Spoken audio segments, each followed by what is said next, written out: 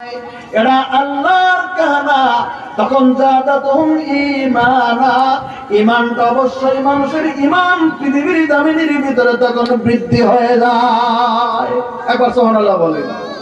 ঈমান বৃদ্ধির রাস্তা, ঈমান বৃদ্ধির রাস্তা, ঈমান বৃদ্ধির রাস্তায় এক নাম্বার পৃথিবীর জমিনে দিনের হাল্লাতে যেগুলিন কাণ্ড রয়ে গেছে, দিনের রাস্তার যেগুলিন পথ রয়ে গেছে, দিনের রাস্তার যেগুলিন আলোচনা রয়ে গেছে, দিনী প্রতিষ্ঠানের যেগুলিন বৈঠক রয়ে গেছে, যেখানে দিনের আলোচনা হয় বাহিরা কথা হয় না, যেখানে কোরআনের কথা হয় গান হয় না, যেখানে আল্লাহ হাদিসের কথা হয় ধ্যান হয় না, ওখানে ঈমান বৃদ্ধির কার্যটা ওই জায়গার ভিতরেই জমিনের ভিতরে লিপিবদ্ধ হয়ে যায়।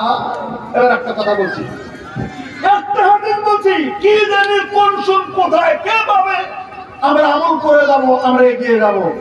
আমি বক্তব্য শুরু করার আগেই একটা হাদিস শুরু বলছি, আপনারা শুনেছেন কি শোনেননি এটা ভালো করে কথা শুনেন। হাদিস বুখারী শরীফে ইমাম বুখারী রাহমাতুল্লাহ আলাইহি সন্নিবিষ্ট করেছেন, আল্লাহ রাব্বুল আলামিনের নবী বললেন, একটা দোয়া আছে পৃথিবীর জমিনে। আচ্ছা একটা কথা বলি, আমি যে ভাষায় কথা বলছি আপনারা বুঝতেছেন?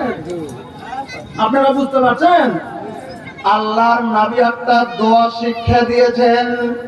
যদি প্রশ্ন, এখানে শেখ আছে, নাজারি সাহেব আছে, আমাদের জালসার সদর সাহেব, আমার বন্ধু বর্গ আছে, এখানে অ্যানাউন্সার সাহেব, সব কিছু রয়েছে, আমার বন্ধু রয়ে গেছে।